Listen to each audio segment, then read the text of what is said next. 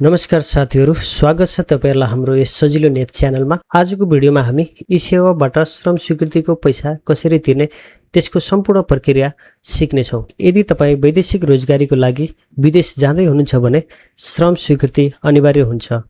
श्रम स्वीकृतिको पैसा ई-सेवाबाट घरमै बसेर सजिलैसँग तिर्न सकिन्छ। त्यसको लागि सबैभन्दा पहिले आफ्नो मोबाइल अथवा पीसीमा ई-सेवा एप खोल्नुहोस्। यसरी लगइन गरिसकेपछि अब हामीले रिइन्ट्रीको लागि चाहिँ तीनवटा शीर्षकमा पैसा जम्मा गर्नुपर्ने हुन्छ। यहाँ देख्न सक्नुहुन्छ कल्याणकारी कोष, बीमा, सामाजिक सुरक्षा कोष भनेको छ। पैसा जम्मा गरिसकेपछि तपाईले यहाँ ग्रीन टिक देख्न सक्नुहुन्छ। पैसा तिर्नको लागि हामी ई-सेवा प्रयोग गर्दै छौं। तपाईले यहाँ माथि देख्न सक्नुहुन्छ गभर्नमेन्ट पेमेन्ट भनेको छ। यसमा क्लिक गर्नुस्। सबैभन्दा पहिला म चाहिँ वेलफेयर फन्डको पैसा तिर्न गइरहेको छु। कल्याणकारी कोषको रकम यहाँ देख्न सक्नुहुन्छ। वेलफेयर फन्ड भनेको छ, यसमा क्लिक गर्नुस्। तपाईले चाहिँ यहाँ इन्डिभिजुअलमा चाहिँ टिक लगाउनुस्। यसमा इन्डिभिजुअलमा त्यसपछि यहाँ तपाईले आफ्नो पासपोर्ट नम्बर टाइप गर्नुस्। त्यसपछि चेकमा क्लिक गर्नुस्। आफ्नो नाम, कम्पनीको नाम यहाँ यसरी दिएको हुन्छ। तिर्नुपर्ने रकमहरू यहाँ यसरी दिएको हुन्छ। यसरी आफ्नो नाम अथवा कम्पनीहरू कन्फर्म गरेर तपाईले तल प्रोसेस भनेको छ, यसमा क्लिक गर्नुस्। त्यसपछि पे भिया ई-सेवा भनेको छ, यसमा क्लिक गर्नुस्। र यसरी हाम्रो फरेन इम्प्लोइमेन्ट वेलफेयर फन्ड कल्याणकारी कोषमा चाहिँ रकम जम्मा भइसकेको छ।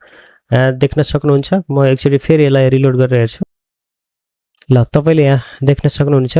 यसमा चाहिँ हाम्रो कल्याणकारी कोषमा रकम जम्मा भइसकेको छ। यहाँ ग्रीन टिक देख्न सक्नुहुन्छ।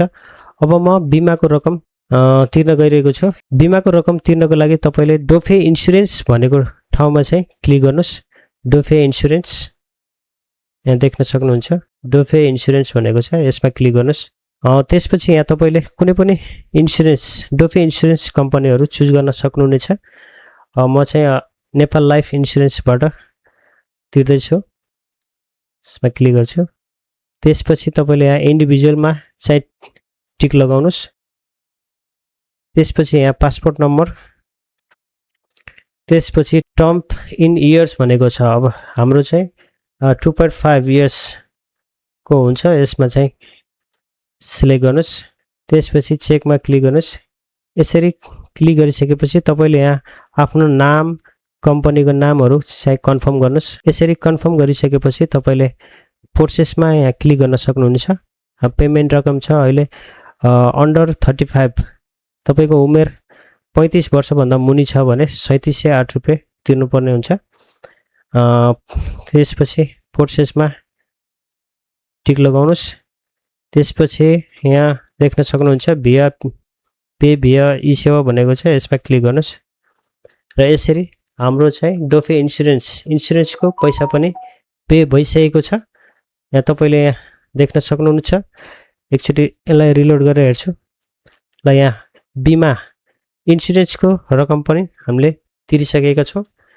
अब सामाजिक सुरक्षा कोषमा हामीले रकम जम्मा गर्नुपर्ने हुन्छ।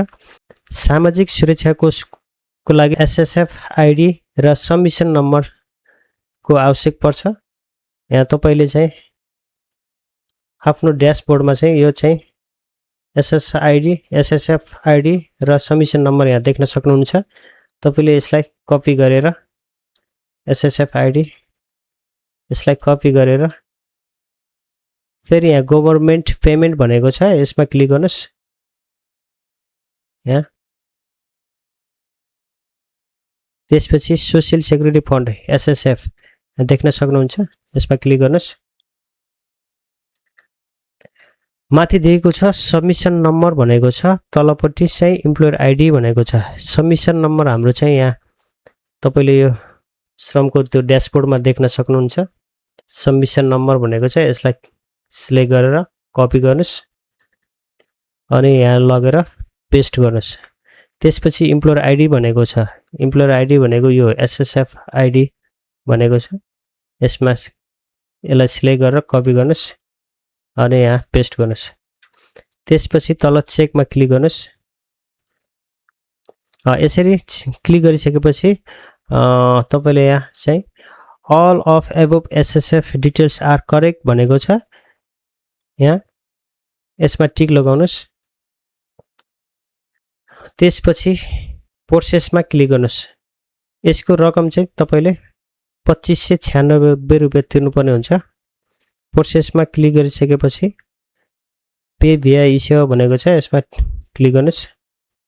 ल यसरी हाम्रो सामाजिक सुरक्षा कोषमा पनि रकम जम्मा गरिसकेका छौं।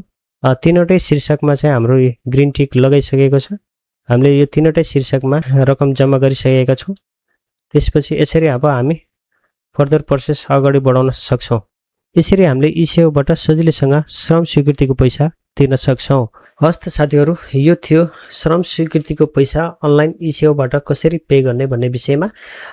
यदि भिडियो तपाईलाई जानकारीमूलक लागेमा हाम्रो भिडियोलाई लाइक एन्ड शेयर गर्न नबिर्सिनु होला र यदि तपाई च्यानलमा नयाँ हुनुहुन्छ भने यस्तै जानकारीमूलक भिडियोको लागि हाम्रो च्यानललाई सब्स्क्राइब गर्न नबिर्सिनु होला भन्दै बिदा हुन चाहन्छु।